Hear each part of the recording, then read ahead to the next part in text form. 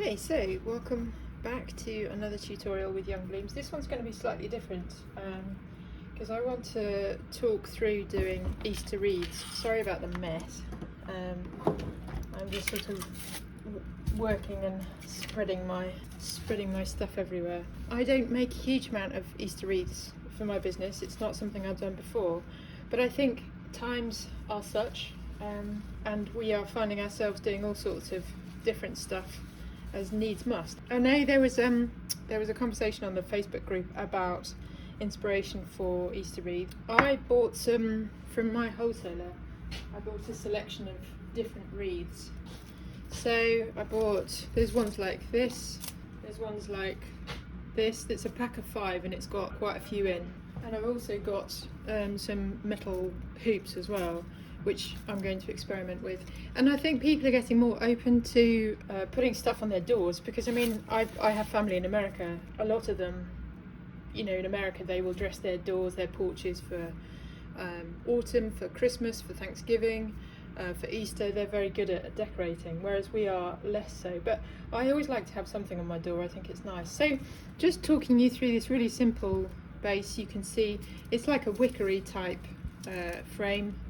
You can see it here, and I've simply added some dried hydrangea, these quail eggs. You can buy boxes of them from my wholesaler, bunny tails, the pink bunny tails, wax flower, which will dry out quite naturally, and that is about it. I put a ribbon on. I'm just finding loose ends of ribbon that I've got, so nothing, you know, wildly exciting, and that's attempt 1.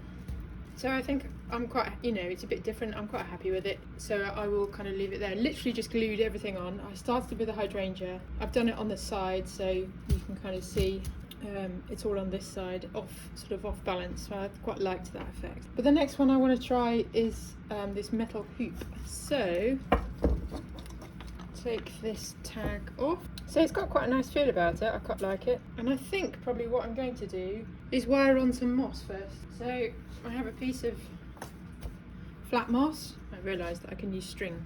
So reel of string. I'm just going to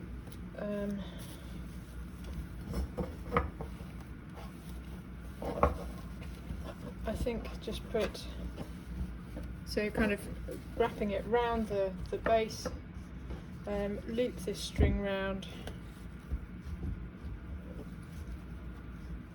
And I just want you to see this just in terms of, you know, it's me experimenting.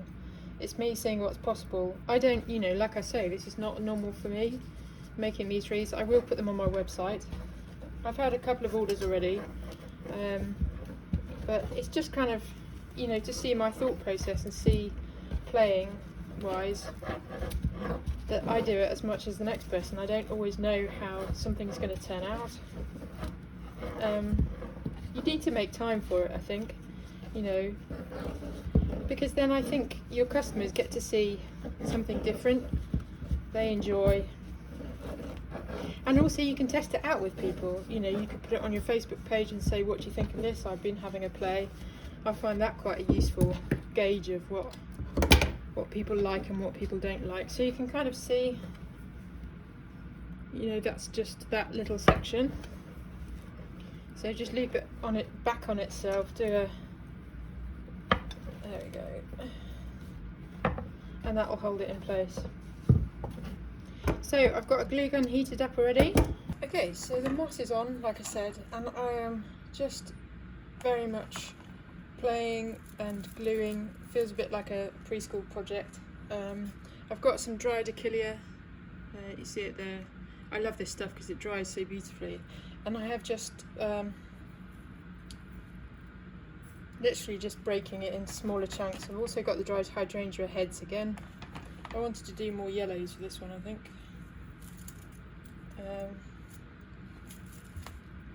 Do be careful with the glue gun because it will burn your fingers, as always. What I have got though is a box of eggs, like so. So again, bought them from the wholesaler. And I'm sure online you'll be able to find places that do these sorts of things. So they're kind of just, they're blown eggs and then the top's kind of cracked open. Can you see? I've put one on just here. So very, very simple. And literally, it's a case of just experimenting. Always trying to think, you know, does this look balanced? Is it sort of shape-wise? Does it